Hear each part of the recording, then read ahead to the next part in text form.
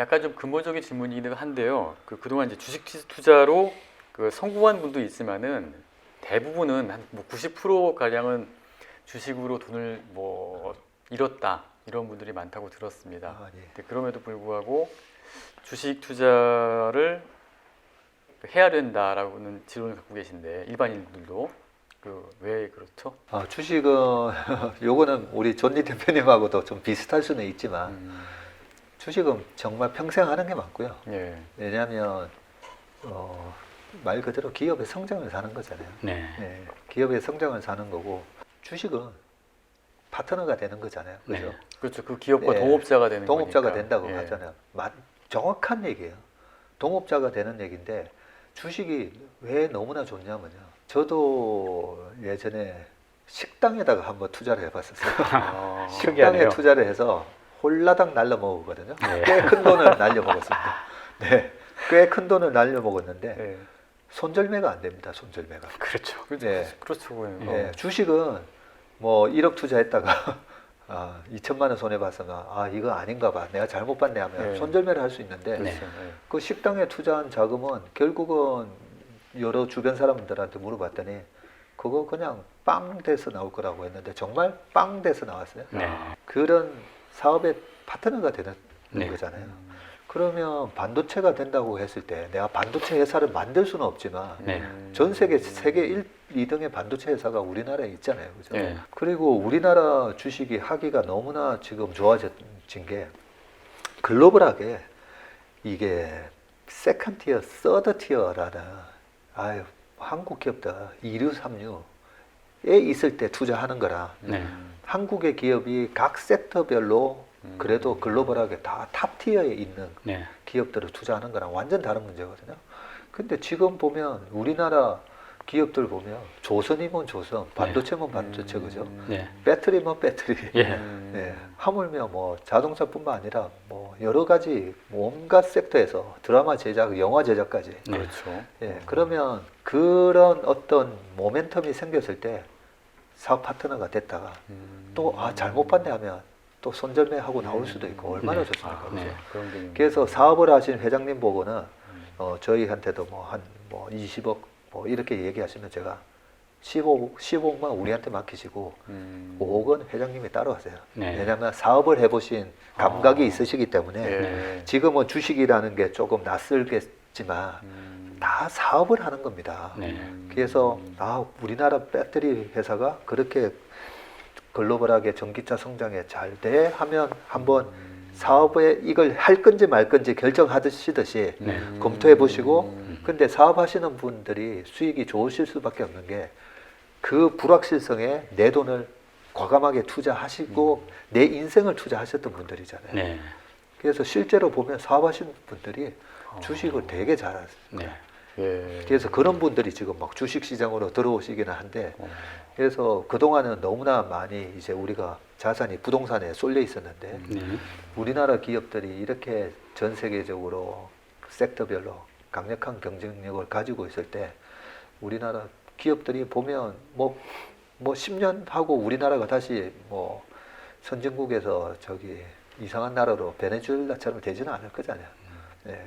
그런 부분을 보면 굉장히 재밌습니다. 네. 굉장히 재밌고요.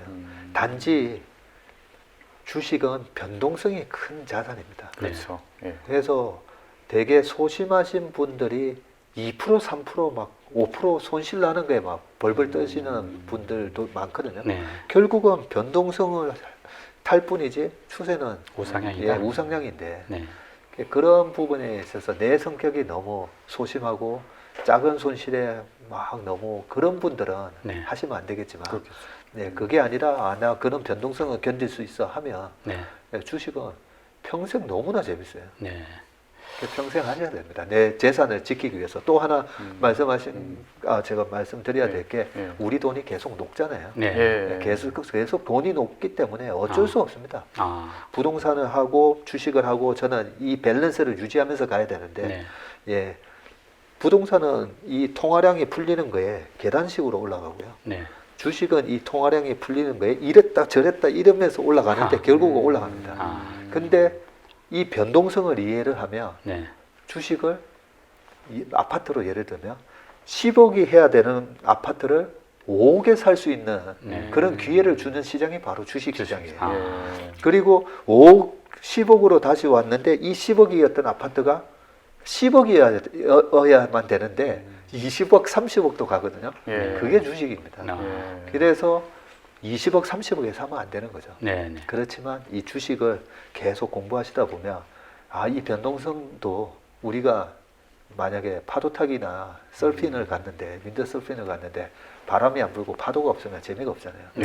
예, 그래서 이 파도도 물을 무서워하시는 분은 파도가 무섭겠지만 예. 그게 적응이 되면 예. 이 변동성마저도 우리가 자산을 우량한 기업을 싸게 살 수 있는 기회를 주는 그런 요인이다라고 예. 인식을 하시면 부동산 같은 경우에는 예를 들어서 그뭐 레버리지를 활용해 가지고 내가 이제 산 다음에 더 올라갈 수 있고 만약 떨어지더라도 그냥 내가 들어가서 살면 되니까 자산이 남아 있으니까 괜찮은데 주식은 또 변동성을 말씀하셨지만은 날아가 버릴 수 있는 거잖아요. 굉장히 또 떨어질 수 있는 거. 예를 들어서 또 빚을 내서 투자했다 그러면은 그걸 또 감당할 수도 없고 그렇죠. 그런 거를 좀 일반인들이 이해를 좀 하고선 투자를 해야 될 것 같은데. 예, 엄청나게 중요한 부분을 말씀하신 거죠.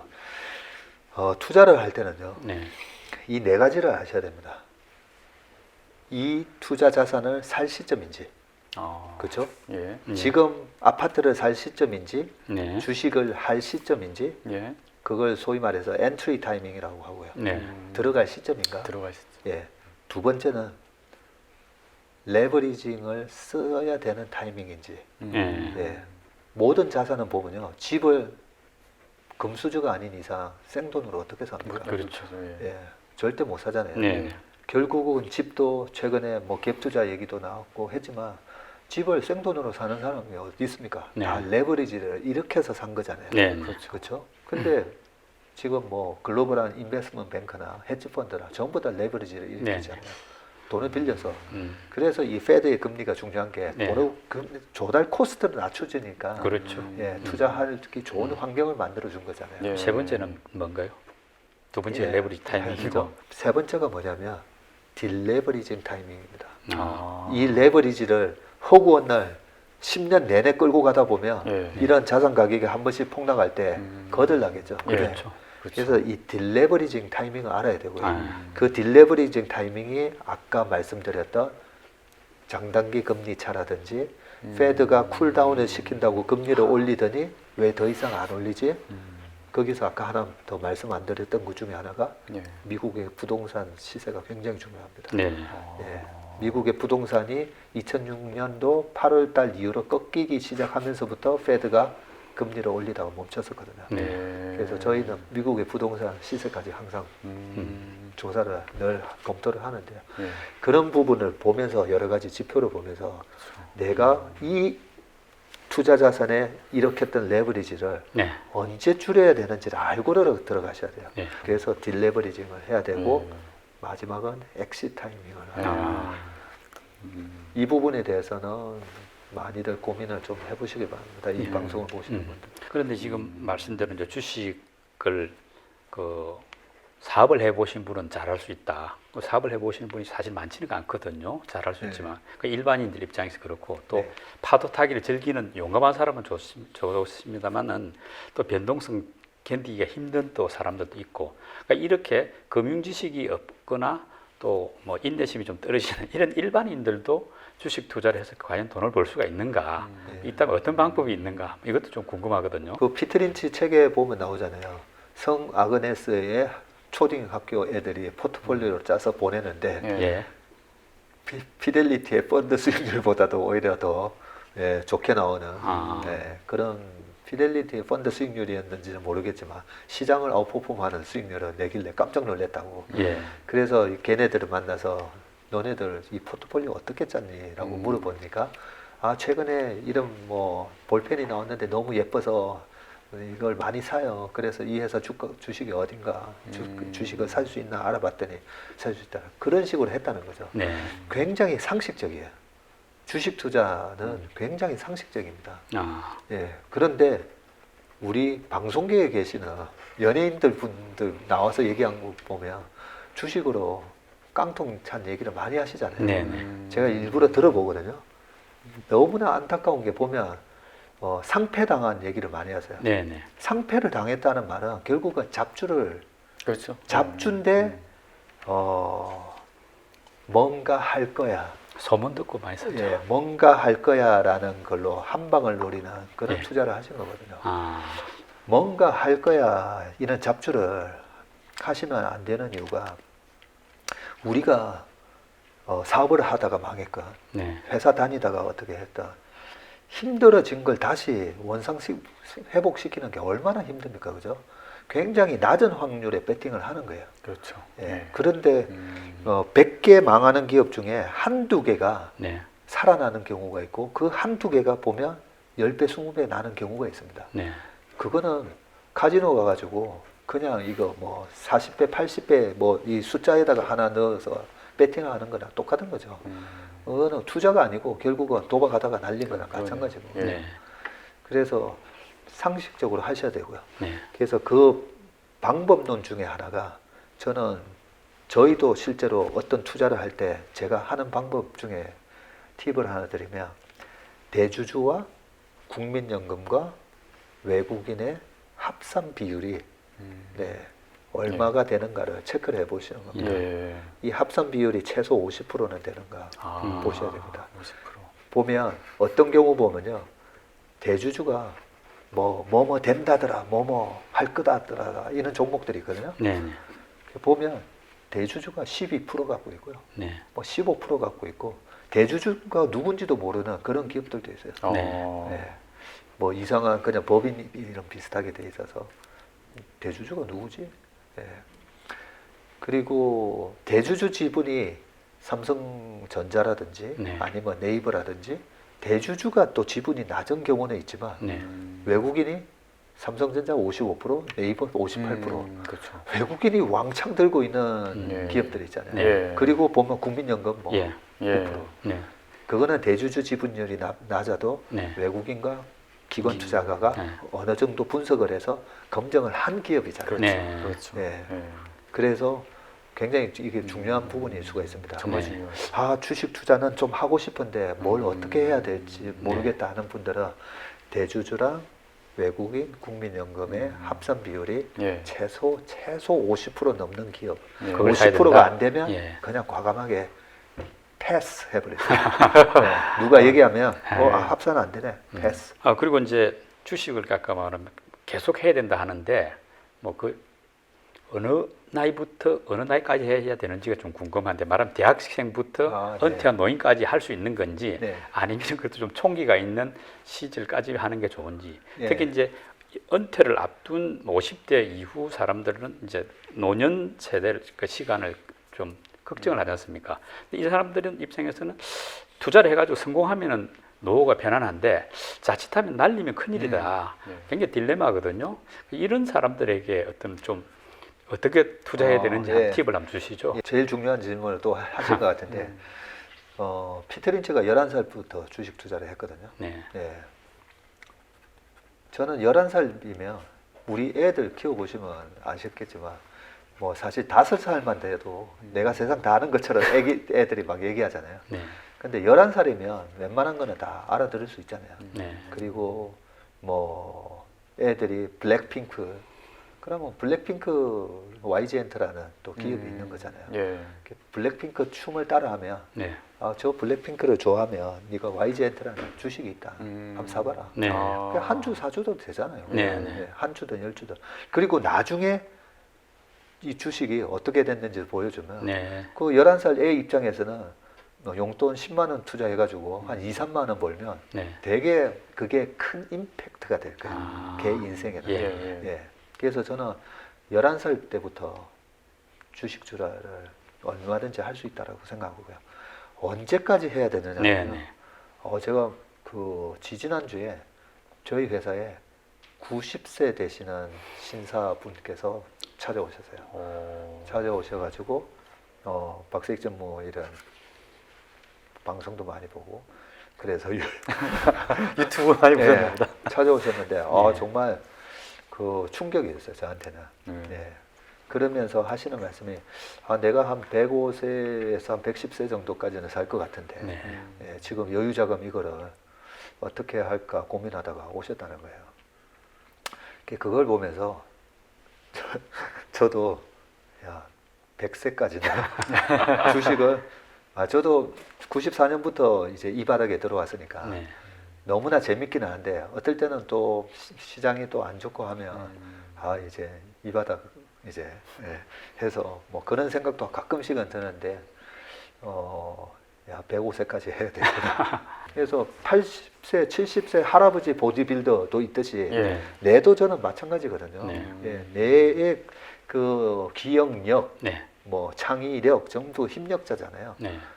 이 뇌를 건강하게 만들어 주려면 계속 운동을 해줘야 됩니다. 예. 그 운동하는데 주식만큼 좋은 게 없고요. 예. 단 무리하게 하실 필요는 없고요. 네. 여유 자금으로 하면 더 재밌어지잖아요. 예. 예, 이거 아니면 내 이제 노후 자금 다 날린다. 이렇게는 절대 하시면 안 되지만 네. 예. 예, 금액이 500만 원이 됐든 1000만 원이 됐든 네. 주식은 그냥 죽을 때까지 하시면 될 것 같아요. 그 주식으로 돈을 벌면 일단 부동산을 사라고 이렇게 쭉 말씀을 하시는 것 같은데 네. 그 지금 같은 경우에는 특히 서울 아파트 같은 경우, 수도권 아파트 같은 경우에 너무 이제 고점이라는 네. 그런 분석들이 나오고 있지 않습니까? 그런데 이럴 경우에도 이제 부동산을 사실 생각이 있으신가요? 오늘도 아까 누가 부동산 저희 업계 후배인데요. 증권사단이나 업계 후배랑 점심 먹으면서 한 채 있는 집을 팔아서 뭐 이런저런 얘기하길래 한 채는 절대 팔면 안 된다는 거죠. 네. 예, 그걸 집 한 채는 매수 우리 용어로는 이제 롱 포지션 네. 이제 떨어지는 거에다가 배팅하는 숏 걸 숏 포지션. 포지션이라 네. 하잖아요. 집 한 채는 롱 포지션이 아니라는 거죠. 네. 중립 포지션이라는 거죠. 그래서 집 한 채는 일단은 중립 포지션으로 들고 가는 건데 이제 두 채가 되거나 세 채가 되는 거는 지금 정부 정책에 의해서 이거는 사서 수익이 나기가 좀 힘들어 보입니다. 네. 지금은 이게 희소한 서울의 아파트인 경우에는 지금 집을 가진 사람들이 내는 이 재산세랑 종부세만큼 네. 그만큼의 비용이 다 집값에 반영이 되면서 집값은 계속 올라갈 겁니다. 올라갑니다. 왜냐하면 사자는 사람들은 대기하고 있는데 집을 팔아야 되는 사람 입장에서는 내가 그동안에 낸 비용을 그죠? 다 반영을 시킬 거기 때문에 네. 그래서 새로운 아파트가 분양이 되고 나면 그 계약 시점에 계약금부터 중도금에 들어갔던 이자까지 다 계산이 돼서 집값이 형성이 되거든요. 예. 그런 것 때문에 나가야 되는 세금까지 감안을 해보면 집값은 올라가는 것처럼 보이지만 실질적으로는 남는 게 없나. 그래서 지금 정부의 부동산 정책에서는 굳이 집을 사야 될 것 같지는 않고요. 네. 근데 왜 제가 주식으로 돈 벌어서 집 사라고 얘기하냐면 이 숏 포지션은 없애라는 거죠. 네. 예. 어쨌든 주식으로 벌어서 돈 벌어서 집을 사야 되고요. 네. 애들 교육을 시키면 안 되는 게 아니라 주식으로 돈 벌어서 애들 교육을 시켜야 되어요. 예. 저는 이 재테크를 주식을 잘 이용을 하면 네. 우리가 월급으로는 절대 살 수 없습니다. 네. 월급으로만 가지고 절대 살 수 없다는 얘기는 지금 최근에 나왔던 얘기도 아니고요. 2005년, 6년도에도 월급쟁이들 앞으로 20년 모아도 집 못 산다는 얘기는 그때도 있었고요. 네. 1989년도, 90년대도 똑같은 얘기가 네. 있어요. 평생 우리가 월급으로는 못 삽니다. 그래서 주식을 잘 활용해서 네. 우리가 평생 우리 가족들하고 같이 살아야 될 첫집 마련하는데 네. 쓰라는 거죠. 예. 근데 지금 저 상황을 보면은 주식시장 다시 돌아와서 보면은 그 약간 뭐 약세장이라고 할 수는 뭐 없을 수도 있지만은 좀 조정장은 분명하고 뭐 올라가는 날보다 최근에 좀 떨어진 날도 많았는데 이런 조정장에서 일반인들 같은 경우에 어떤 식으로 이제 장을 임해야 될지 즉 지금은 팔고 현금을 좀 확보하는 게 좋은지 아니면 지금이 오히려 기회다 보고 더 투입을 해야 되는지 그게 좀 궁금하거든요. 네. 전문의 생각 어떻습니까? 주식이 왜 두려워지냐면요. 네, 이 내가 투자하는 기업의 주식이 도대체 얼마짜리인지를 몰라서 무서운 겁니다. 네, 그렇죠? 예, 예. 아파트 부동산 투자가 왜 조금 더 쉽냐면 엄마 아파트 5, 6천 세대 정도 되는 걸로 제가 알고 있거든요. 네. 네, 그 정도입니다. 예, 34평의 가격이 들쑥날쑥하지는 않죠. 대충 정해져 네, 있죠. 그렇죠. 표준화돼 있고 네, 네. 엄마 아파트 34평은 얼마 비교가 되니까. 그렇죠. 예. 근데 삼성전자는 전 세계 하나밖에 없고요. 네. 그렇죠. 애플도 전 세계 하나밖에 없다 보니까 도대체 이 기업의 주가가 어느 정도 해야 되는지 모르니까 무서운 겁니다. 네. 그렇죠. 모르니까 무서운 건데 그래서 이제 뭐 많이들 갖고 계시는 카카오 같은 걸로 말씀을 드리거나 카카오의 매출이 이렇게 늘어나고 있잖아요. 이익도 증가하고 있는데 네. 카카오가 과연 얼마까지 가는 주식일까? 32조, 33조에서 왔다 갔다 하다가 최근에 막 또 떨어지고 있거든요. 그러면 무섭잖아요. 예, 얼마까지 가야 되는 거? 네. 그러면 네이버가 보면 카카오 매출하고 이익에 대비해서 훨씬 많아요. 네. 그러면 네이버 과거를 보는 거죠. 비슷한 음. 업종이기도 하니까. 그러면 네이버가 4, 5년 전에 카카오랑 비슷한 매출과 이익일 때는 요 정도 시총을 했구나. 네. 그리고 지금은 네이버는 50조 정도 하거든요. 48조, 50조. 네. 그러면 카카오가 3년, 4년 뒤에 지금의 네이버의 이익을 낼 수 있을까 고민해 보고요. 네. 그러면 우리가 그런 거는 추측을 대충 상식적으로 할 수도 있잖아요. 네. 아니야, 이제는 네이버 아무도 안 써. 앞으로 내년에는 카카오 아무도 안 쓰고 다른 거 쓸 거야. 네. 이러면 탈출해야 되죠. 네. 근데 아니 뭐야, 갈수록 카카오뱅크부터 시작해서 자꾸만 카카오에 점점 더 손이 많이 가고 내 눈이 더 많이 가면 광고 수익이 더 늘어나겠죠. 또. 네.